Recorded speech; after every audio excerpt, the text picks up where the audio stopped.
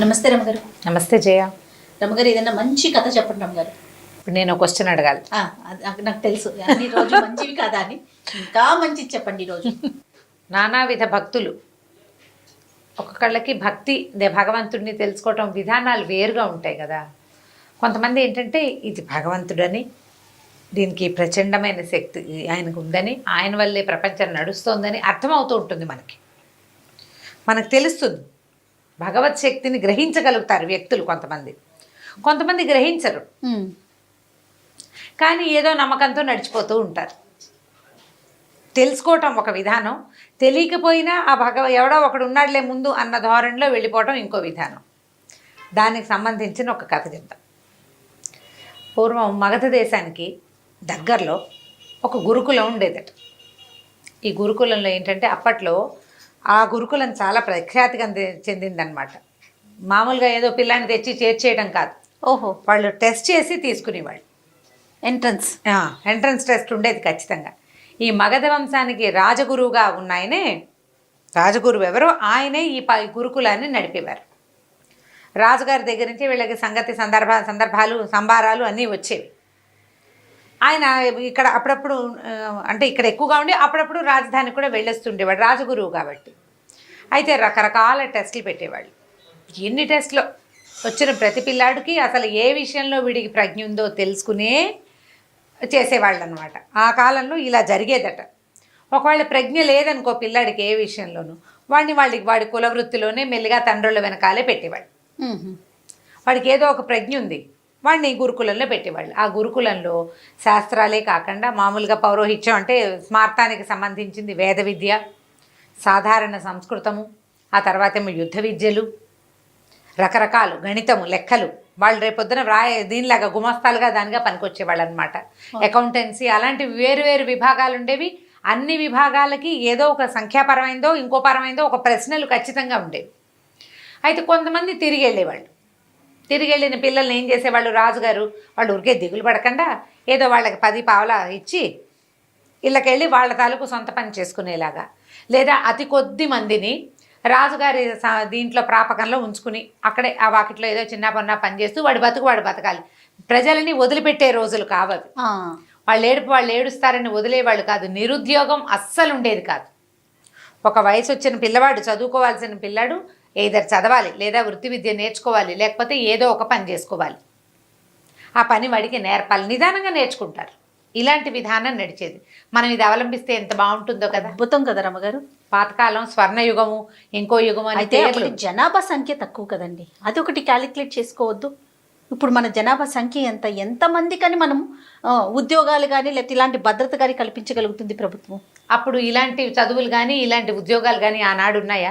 అప్పుడు చేతి వృత్తులు ఉండే కదా రమ్మగారు. వంశపారంపర్యంగా అదే వృత్తి కంటిన్యూ అవుతూ ఉండేది. ఇప్పుడు మనం వస్తు వినియోగం ఎక్కువ ఉండేది. ఇప్పుడు ఉంది జయ. అంటే చేతి వృత్తులు వారు చేసే అన్ని వస్తువులు మనం ఉపయోగిస్తున్నాం. ఎందుకు ఉపయోగించాము? అన్ని ఎలక్ట్రానిక్ గుడ్స్ వచ్చేలేదా రమ్మగారు? మరి అవన్నీ చేయడానికి మనుషులు కావద్దా? మిషన్స్ అయిపోవట్లేదు. మెషిన్ ఆన్ చేయడానికి మనిషి కావద్దు. ఇప్పుడు 10 మంది చేసే చోట ఒక్కరు సరిపోతారుగా. సరిపోరు. అది ఒకటి ఆలోచించద్దు. అలా కాదు, ఎప్పటికీ అదే సైజు. నీకు గుప్తుల కాలం నాడు ఉన్న మనుషులు ఆ కాలానికి ఎక్కువే, తర్వాత కాలానికి ఉన్న వ్యక్తులు ఆ కాలానికి ఎక్కువే. ఇప్పుడు ఈ కాలానికి ఎక్కువ. అందరూ రాట కట్టినట్టు ఒకే వైపుకి పరిగెత్తకుండా నలుగురిని 4 వైపుల పెట్టే పని ప్రభుత్వం చెయ్యాలి. ఇది వరకు చేసేవాళ్ళు ఇప్పుడు చేయట్లేదు. ప్రభుత్వంగా ప్రధానంగా చేతి వృత్తులు ఉండేవి. వంశపారంపర్యంగా అదే వృత్తి కొనసాగుతుండేది. ఇంత ఆధునికత సాంకేతికత ఎక్కడున్నాయి? ఇప్పుడు ఆధునికత 10 మంది చేసే పనిని ఇప్పుడు ఈవెన్ పొలాల్లో కోతలు కోయటానికి కూడా మిషన్స్ వాడేస్తున్నామా? 10 మంది చేయాల్సిన పని ఒక మిషన్ చేసేట్లా ఒక మనిషితో దాంతో కల్పించలేకపోతుంది. సో అప్పుడు మనం ఏం చేయాలి? చేతి వృత్తుల్ని ప్రోత్సహించడం, శాస్త్ర సాంకేతికని వేరే రంగాల వైపు మరల్చి ఉద్యోగ భద్రత కల్పించడం, ఉద్యోగాలు కల్పించడం, ఈ వైపు ఆలోచించాలి. దానికి చేయాల్సిన గవర్నమెంట్ అయినా కాదా? ప్రభుత్వం చెయ్యాలి అలాంటిది. అప్పుడు చేసేవాళ్ళు. ప్రభుత్వం చెయ్యాలి తప్పకుండా. ఆ మొత్తం ఈ దేశంలో, ఈ రాజ్యంలో, ఈ ఊళ్ళో ఉన్న వాళ్ళందరికీ తినడానికి తిండి ప్రతివాడికి ఉండాల్సిందేనన్న నియమం అప్పుడు ఉండేది. అయితే ఏమైంది, ఈ చాలామంది స్టూడెంట్స్ వచ్చారు. ఈ సంవత్సరం కూడా 1 సంవత్సరం వచ్చేసరికల్లా కొంతమంది పిల్లలు తిరిగి వెళ్ళిపోవాలి. అయితే వాళ్ళల్లో ఒక పిల్లాడు, వాడికి పేరు ఏదో ఉంది కానీ ఇప్పుడు నాకు అది గుర్తు రావట్లేదు, ఏమనుకుందాము, వృషభుడు అనుకుందాం వాడి పేరు. వృషభుడు. వృషభం అంటే ఎద్దు, అందుకని ఆ పేరు చెప్తున్నాను అనమాట. వాడు ససేమిరా నేను ఇంటికి వెళ్ళను అన్నాడు. ఇంటికి వెళ్ళను అన్నాడు. ఇంటికి పంపలేకపోయారు వాడిని. వాడికి ఏమీ రాదు, మొద్దు సరిగ్గా చెప్పాలంటే ఏం రాదు. ఏం చేస్తారు, వాడు నేను వెళ్ళనంటాడు. వాళ్ళ అమ్మా నాన్న ఏమో ఇప్పటికి 2-3 గురుకులాల్లో వీడు తిరిగిపోయాడండి, ఏదో ఒకటి చేసి ఉంచుకోండి, ఏమీ రాకపోతే ఏదో పని చేస్తూ ఇక్కడే ఉంటాడు. వాడికి చదువుకునే వాళ్ళని చూస్తే ఇష్టం, వాళ్ళతోటే ఉండాలని ఉంది. వాళ్ళు కొంచెం కలిగిన కుటుంబమే, వాళ్ళకి ఇంటి దగ్గర తిండికి లోటేం లేదు, వాడు పాఠశాలలో ఉండాలనుకుంటున్నాడు. అప్పుడు రాజుగారి ద్వారా ఏదో 2 మాటలు చెప్పించి గురువుగారిని ఒప్పించి ఆ పిల్లాడిని అక్కడ వదిలిపెట్టి వెళ్ళిపోయారు.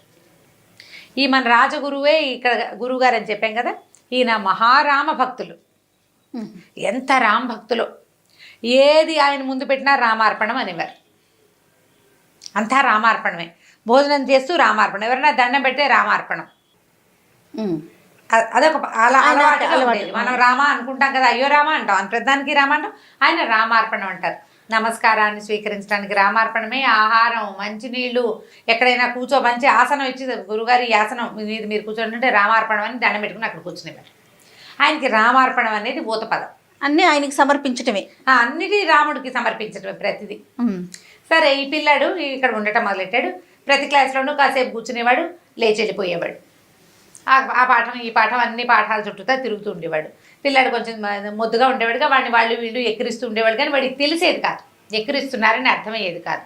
సరే, ఈ అన్ని పాఠాలు అయ్యాక వంటలు చేయడానికి కూడా ఒక క్లాసులు నడిచేవి. పాకశాస్త్రం మాత్రం నేర్చుకోవద్దు, ఇప్పుడు రాజుగారి ప్రాపకంలో నడిచే పాఠశాల కదా, ఒక వంటశాల ఉండేది. ఈ పిల్లాడు ఈ వంటశాల వాళ్ళ దగ్గర కొంచెం భారీగా ఉన్నాడు, కొంచెం బరువుగా ఉన్నాడు. వాడు ఏదైనా వరే ఇది అక్కడ పెట్టు, అది బట్రా, బస్తా బట్రా, ఇది కాస్త బియ్యం కడుగు, ఈ గుండెకి కడుగు, ఇది ఎసట్లో పొయ్యి ఎగసం తొయ్యి అంటే అలాంటి పనులన్నీ చేసేవాడు. క్రమంగా పిల్లలందరినీ చూసొచ్చి పొయ్యి దగ్గర కూర్చోవటం నేర్చుకున్నాడు. వాడు వంటశాలలోనే వాడు బాగా సహాయం చేసేవాడు ప్రతి పని. అక్కడి నుంచి మరి ఇప్పుడు ఇన్ని క్లాసులకి తిరిగి వంటశాల దగ్గర చేరిన పిల్లాడు ఈ మాత్రం తిండు, బాగానే తింటాడు. తిండి వంట పట్టి పిల్లాడు చక్కగా ఎదిగాడు పుష్టిగా. అయితే వీడికి సందట్లో ప్రతి క్లాసుకి వెళ్తాడా, ఒక్క పాఠం వచ్చేది కాదు వాడికి. కానీ గురువుగారు అనే రామార్పణం మాత్రం వంట పట్టింది. రామార్పణం అనేవాడు. పొయ్యిలో ఎగసం దోసి రామార్పణం, బియ్యం ఎత్తి ఎసట్లో పోసి రామార్పణం, ఆకుకూర తరిగి రామార్పణం అనేవాడు. సరికి ఏవో ఒక పదం వచ్చింది కదా, పెద్దగా మాటలు రావు వాడికి, ఏవో కాసిన చిన్న చిన్న పదాలు, అవద్దు, అవును, కాదు, అలాంటివే వచ్చు, చిన్న చిన్నవే. కానీ మాటలు కూడా రానంత మేధకుడు, పర్సనాలిటీ మాత్రం బాగుండేది. అయితే సరే, ఇట్లాగే జరుగుతోంది. 1 సంవత్సరం గడిచిపోయింది. వీడికి ఏమైనా వచ్చిందంటే ఏమి రాలే, రామార్పణం తప్పిస్తే ఇంకేం రాదు. కానీ వాడికి ఏం వచ్చిందంటే అంత అన్నం వండటం, పప్పు చేయటం వచ్చింది. ఓ పదార్థం చెయ్యి అంటే వాడు ఆకుకూర వేసి పప్పు వండుతాడు, దోసకాయ వేసి పప్పు వండుతాడు, టమాటా వేసి పప్పు వండుతాడు. పప్పు చేసి దానికి ఇంత తాలింపు వేసి అక్కడ పెట్టడం వచ్చు. ఇంతమంది విద్యార్థులు ఉన్నారుగా, పెద్ద గుండిగా చేయగలడు. చిన్నది గబుక్కని ఎవరైనా వచ్చారంటే, సాపాట్లు భోజనాలు అయిపోయిన తర్వాత ఎవరైనా గురుగారిని చూడడానికి వచ్చారనుకో, ఒక గ్లాస్ బియ్యం పెట్టి ఒక కాస్త పప్పు వండారంటే చెక్మాని కాస్తంత పప్పు అన్నం. అప్పట్లో మనలాగా 4 పదార్థాలు తినేవాళ్ళు కాదు, పప్పు అన్నం మజ్జిగ అన్నంతో సరిపోయేది. అది నేర్చుకున్నాడు. సరే, కొంచెం అన్నం వండుకుని తింటాం వాడికి వచ్చు. ఏదైనా కార్యక్రమాలు అవి ఉన్నప్పుడు అన్ని పనులలో వాడు వెనకాల ఇది పట్టుకోరా, ఎత్తరా, అలాంటి పనులు చేసేవాడు. బాగా ఊహొచ్చింది, కొంచెం ఎదిగాడు. మొదట వచ్చినప్పటికీ ఇప్పటికీ ఏమైందట, గురువుగారికి పొలాలు అవి కూడా ఉన్నాయి. అంటే ఈ పాఠశాలకి, ఆశ్రమ పాఠశాల కదా, గురుకులానికి ఉన్నాయి ఇవి పొలాలు. ఉంటే జొన్న చేనుకి కాపలా పంపించాలి ఎవరినైనా. సైనికులు చాలామంది ఉంటారు వీళ్ళ దగ్గర. అయితే అప్పుడు ఏదో ఒక చిన్న యుద్ధపు ఆలోచనలు ఏవో ఉండి సైనికులందరినీ పంపించేశారు రాజధానికి. పిల్లలే కాపలాలు కాసుకుంటున్నారు. ఏమనుకున్నారు, ఈ వృషభుడు ఉన్నాడు కదా, వీడు ఎలాగో ముద్రా చిప్ప, ఇక్కడ చేసే పని ఉంది, చదువు ఎలాగూ లేదు, పరీక్షల వేళ వచ్చేసింది, వీడిని జొన్న చేనుకి కాపలా పంపిద్దాం అనుకున్నారు. జొన్న చేనుకి ఏం చేయాలి, వడిసలు విసరాలి, హే హే అని కేకలు పెట్టాలి, ఇప్పటికప్పుడు డప్పు కొట్టాలి. సరే, ఏం చెప్పారు, వాడిని ఏరా వెళ్తావంటే వెళ్తానన్నాడు. పొద్దున్నే పోయి రాత్రికి రావాలి. పొద్దున్నే ఏం చేశారు, వీడికి 1 గ్లాస్ బియ్యం, తర్వాత ఎంత పప్పు, ఆకుకూర, కాస్త తాలింపుకి అవి మూట కట్టించారు. పొయ్యి వెలిగించుకోవటం అన్నీ వచ్చు వాడికి. 2 గిన్నెలు అన్నీ చిన్న బండి మీద వేసి ఏం చేశారు, గిన్నెలు అవి అక్కడే వదిలిపెట్టరా, పాపది బియ్యం అయిపోతే రేపు పొద్దున పట్టుకెళ్దు కానీ అన్నారు. సరే, ఒక సీనియర్ విద్యార్థి ఒకడు, వీడి కొంచెం అంటే వీడికి మాట్లాడటం కావాలి కదా, బాగా చెప్పగలిగిన ఓపిక ఉన్నవాడిని ఒకడిని ఇచ్చి పంపారు. వాడు పోయి వీడిని తీసుకెళ్ళి ఆ చేను గట్టు మీద దిగబెడిచి, ఒక పెద్ద చెట్టు ఉంది, దానికి చక్కగా నీడగా 3 రాళ్ళు పెట్టి పొయ్యి అరేంజ్ చేసి, అరే అన్నం వండుకుని తినరా, ఇదిగో ఇక్కడ పిక్కలు వస్తాయి, వాటిని చప్పట్లు కొట్టు, ఈ డప్పు కొట్టు, ఈ కర్రలు విసురు, చుట్టూతా తిరుగు, వీళ్ళందరినీ వీటి పక్షులను రానివ్వకుండా తోలేసేయి, అన్నం వండుకు తిరుగు. పొద్దునే వండేస్తే పొద్దున ట్రిప్ తింటాడు, మళ్ళీ రాత్రికి ఇంకోసం సాయంకాలం చీకటి పడ్డాక రెండో ట్రిప్ తిని చీకటి పడ్డాక నడిచి వచ్చేసి ఇంటికి పాఠశాలకు వచ్చి పడుకోవటం. మళ్ళీ పొద్దున్నే లేచి బియ్యం పప్పు మూట కట్టుకుని వెళ్ళిపోవటమే. ఓ 10 రోజులు కాపలా కాయాలి, ఎందుకంటే జొన్న చేను బాగా పాలు పోసుకున్నాక ఓ 10 రోజులు కాపలా కాసాక జొన్న కోసేస్తారు. ఈ 10 రోజులు కాపలా పిల్లని పంపాలి. బాగానే ఉంది. సరే వెళ్ళాడు పొద్దున, మర్నాడు అది తీసుకెళ్ళాడు, అన్నీ ఏర్పరిచేసి సీనియర్ విద్యార్థి ఇంటికి వచ్చేసాడు, పాఠశాలకు వచ్చేసాడు. రాత్రికి వీడు వెనక్కి వచ్చి పడుకుని దగ్గరకు వచ్చినప్పుడు వంటశాల ఏర్పాట్లు చేయడానికి ఒక ఆయన ఉండేవాడు, ఒక సూపర్వైజర్. ఒక మనిషి బియ్యం చాలలేదండి, మరి కాసిన బియ్యము పప్పు ఇవ్వండి అని అడిగాడు. నేనేమనుకున్నాను, సరేలే మనం ఏదో అందాజుగా ఇచ్చాము, వాడికి ఏం సరిపోతుంది, పిల్లాడు కొంచెం ఎదిగాడు కదా అని ఏం చేశారు, ముందు రోజు ఇన్ని బియ్యం ఇచ్చారా, మర్నాడు అన్ని బియ్యం ఇచ్చారు. పప్పు కూడా 2 గుప్పెళ్ళు ఎక్కువ వేశారు, 2 ఆకుకూర కట్టలు ఎక్కువ వేశారు, తాలింపు దినుసులన్నీ పెంచారు, చిన్న మూటలు కట్టేసి పెట్టేశారు. ఆ మూటలు పుచ్చుకు పోయాడు మర్నాడు పొద్దున. మర్నాడు రాత్రి వచ్చేసాడు. మరి బియ్యం అన్నం చాలలేదండి కావాలన్నాడు. ఇది పరిపాటాలేక ఎక్కువ తింటున్నాడు ఏమిటో వీడు, ఆ మాత్రం బియ్యం ఇచ్చాను, అంతకంటే ఏం తింటాడు, చిన్న వెధవా, ఇంతకు చేసి వాడికి 15-16 ఏళ్ళు, అంతకంటే ఏం తినేస్తాడు అనుకున్నాడు. 3వ రోజు కూడా పెద్ద మూట కట్టారు. 4వ రోజు కూడా మళ్ళీ అడిగాడు, సరిపోలేదు అని. ఎవడైనా దొంగ వెధ వచ్చి వీడి దగ్గర తినేస్తున్నాడా, ఇంత తింటామేమిటి. 5వ రోజు కట్టించుకున్నాడు. వాడికి ఆయనకి ఆ సూపర్వైజర్కి విసుగు పుట్టింది. అరే సరిపోదు అన్నెందుకురా నీకు అని కసిరాడు. అయ్యో చాలటం లేదండి నిజంగాను అన్నాడు. పిచ్చి వెధవ పాపం, వీడికి ఏవో 2-3 మాటలు వచ్చు అంతే, ఏదో చిన్నగా చెప్తాడు. సరే కానిలే, ఏ కోతులో ఉడతలకో ఎవరైనా పెడుతున్నాడేమో తోచదు కదా, మరి ఒక్కడే ఉంటున్నాడు పిల్లాడు, ఏ ఉడతలకో అన్నం పెడుతున్నాడు అనుకున్నారు. ఉడతలకైతే మాత్రం ఇంత గిన్నెడు అన్నం ఏం పెడతాడు, గిన్నె వదిలేశాడు, పెద్ద గిన్నె తీసుకెళ్ళటం మొదలుపెట్టాడు. అన్నానికి పెద్ద గిన్నె, మరి ఇన్ని బియ్యం ఉడకద్దు, పప్పుకు పెద్ద గిన్నె. 5 రోజులు గడిచిపోయినాయి. ఈ 6వ రోజు ఆయనకి విసుగొచ్చేసింది.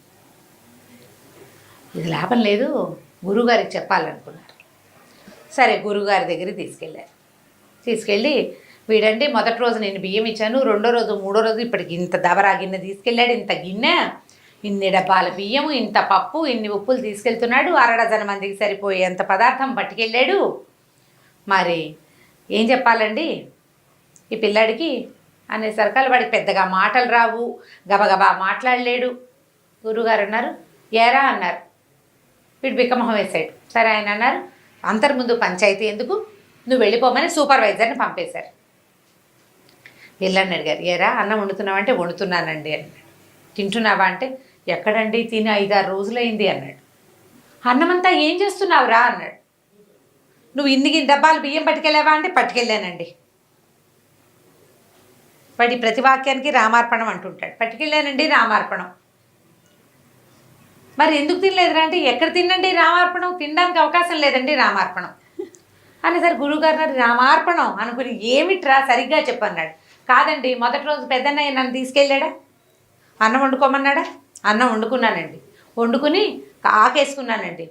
అక్కడ ఏముంటాయి, పెద్ద పెద్ద చెట్ల ఆకులు ఉంటాయి, 2 ఆకులు కలిపి కుట్టి విస్తరి చేసుకున్నాడు. వాడికి ఆ పనులు వచ్చు, అక్కడే ఉన్నాడు కదా పాఠశాలలో. ఆకేసుకున్నానండి, నేల శుద్ధి చేశాను, ఆకేసుకున్నాను, అన్నం పప్పు వడ్డించుకున్నానండి. రామార్పణం అని దండ పెడుతుంటే ఒక ఆయన వచ్చాడండి. రామార్పణం ఒక ఆయన వచ్చాడు. ఆయన అన్నం పెడతావా నాకేనా అన్నాడు. అనేసరికల్లా మరి ఎవరికైనా అన్నం పెట్టమని నేర్పించారు కదా, పాఠశాలలో వాడికి నేర్పించిన విద్య ఏంటి, ఎవరికైనా పెట్టి తినాలి. వాడికి రెగ్యులర్ ప్రాక్టీస్ అది, వాడంతటి వాడికి కంచం పెట్టుకుని అన్నం తినకూడదు. మరి ఇప్పుడు మేధకుడైన పిల్లవాడికి చెప్పాలి కదా, ఏదో ఒకటి నేర్పాలి. వీళ్ళు ఏం చేశారు, అన్నం పప్పు వండటంతో పాటు ఎవరికైనా పెట్టి తినడం అలవాటు చేశారు. ఆయన వచ్చాడండి, అక్కడ ఎవరు లేరు, ఎవరికి పెట్టినా అని చూశాను, రామార్పణం ఎవరికి పెట్టను అని అనుకుంటే ఆయన వచ్చాడు. సరే వచ్చాడు కదా అని రామార్పణం ఆయనకి పెట్టానండి. ఆయన తినేశాడు. ఆయనే తిన్నాడండి మొత్తం, నాకు చాలలేదు. ఆయన తిన్నాక నాకు ఆకలి లేదండి, ఆయన వెళ్ళిపోయాడు. 2వ రోజున ఆయన వస్తాడేమోనని 2 డబ్బాలు బియ్యం పట్టుకెళ్ళా. మళ్ళీ వండుకున్నానండి రామార్పణం, ఆకేసుకున్నానండి, 2 ఆకులు వడ్డించానండి, ఆయన కూడా వస్తాడని. రామార్పణం వడ్డించాక ఆయన వాళ్ళ ఆవిడని తెచ్చాడండి. ఆవిడకి ఎంత బాగుందో, భలే బాగుందండి ఆవిడ. రామార్పణం ఎంత చక్కగా ఉందో. ఇద్దరు కలిసి అన్నం తినేశారండి. రామార్పణం నాకు ఆకలి లేదు, నేను తినలేదు కానీ నాకు ఆకలి లేదు. 3వ రోజున 3 డబ్బాలు పట్టుకెళ్ళాను బియ్యం. మళ్ళీ రామార్పణం అన్నం వండుకున్నాను. ఈసారి వాళ్ళ తమ్ముట్ట పెద్ద బాణం అది పుచ్చుకున్నాడు. ఆయన దగ్గర కూడా బాణం ఉందండి, ఇంత పొడుగునున్నాడు. ముగ్గురు కలిసి తినేశారు రామార్పణం. 4వ రోజు మళ్ళీ 4 డబ్బాలు అన్నం ఉంటే వాళ్ళు ముగ్గురు వస్తారేమోనని వాళ్ళు 3 విస్తళ్ళు వేసి నా కోసం కూడా 4వ విస్తరి వేసుకుంటే 4 విస్తలు ఆయన ఇంకో తమ్ముడిని తీసుకొచ్చాడండి. అసలు ఈయనండి అచ్చు ఆ పెద్ద ఆయన లాగానే ఉన్నాడండి. మొదట వచ్చిన ఆయన ఎర్రగా ఉన్నాడండో, ఈయన మాత్రం సేమ్ డిట్టో పెద్ద ఆయన ఎలా ఉన్నాడు ఈ తమ్ముడు కూడా అలాగే ఉన్నాడు. అదే రంగు అదే రూపం. బాణాలండి వాళ్ళ దగ్గర. ఏమోలే అని నలుగురికి పెట్టేశానండి. నాకు ఆకలి లేదు. రామార్పణం 5వ రోజు మళ్ళీ పట్టుకెళ్ళానండి. ఈసారి వాళ్ళు నలుగురు, ఒకవేళ ఆయనకి ఇంకో తమ్ముడు ఉన్నాడేమో, ఎందుకు వచ్చిందిలే అని అనుకున్నాను. అయినా కూడా నేను తిందామనుకున్నా.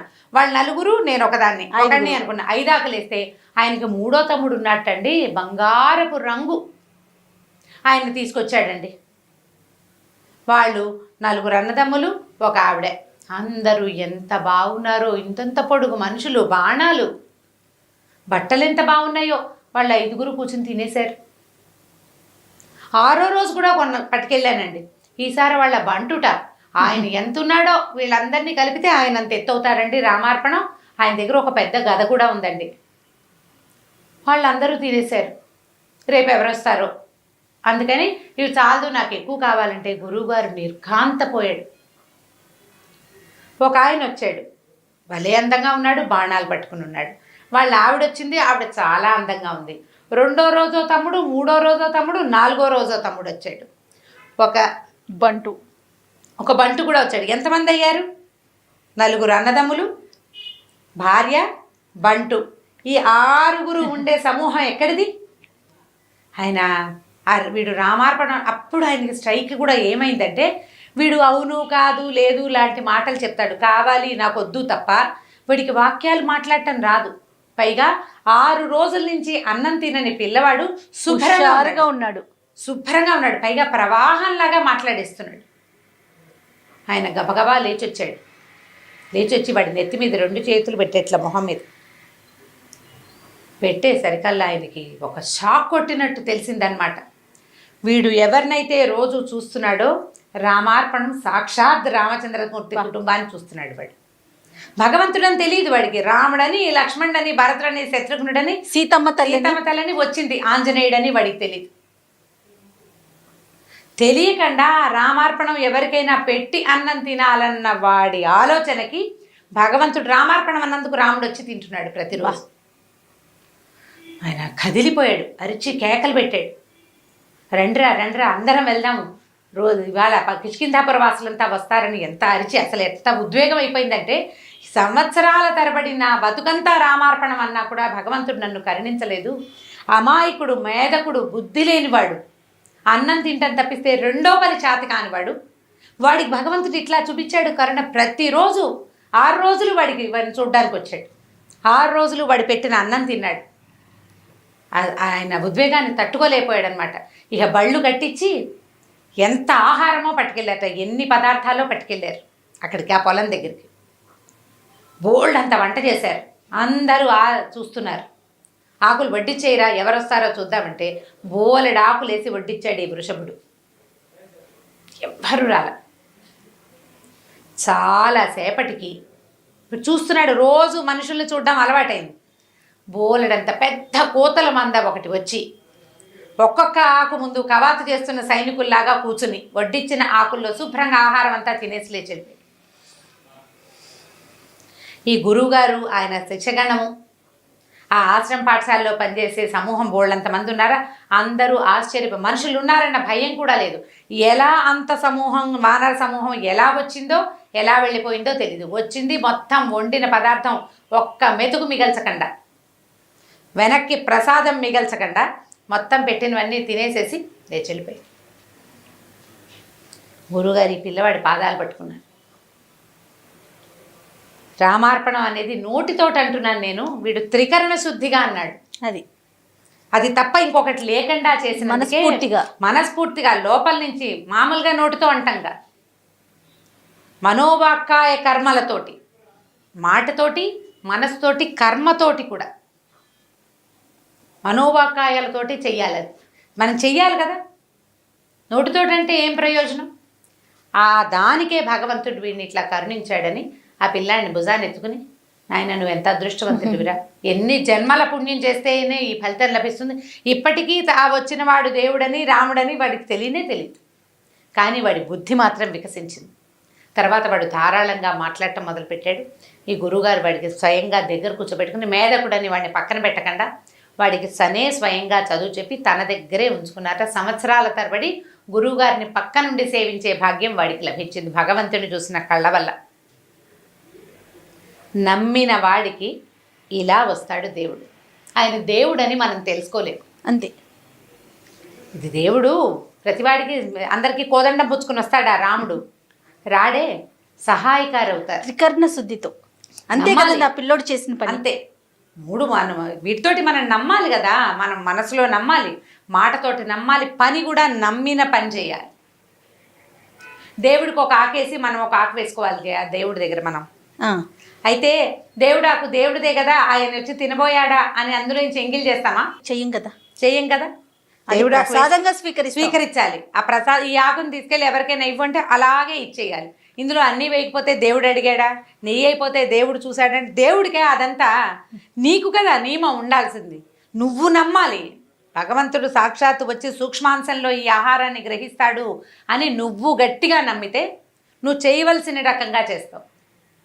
నేను చేసేది మంచి, నా మంచిని భగవంతుడు తెలుసుకుంటాడు అంటే ఖచ్చితంగా మంచి చేస్తావు. నువ్వు లోపల నమ్మాలి కదా, లోపల తెలియాలి.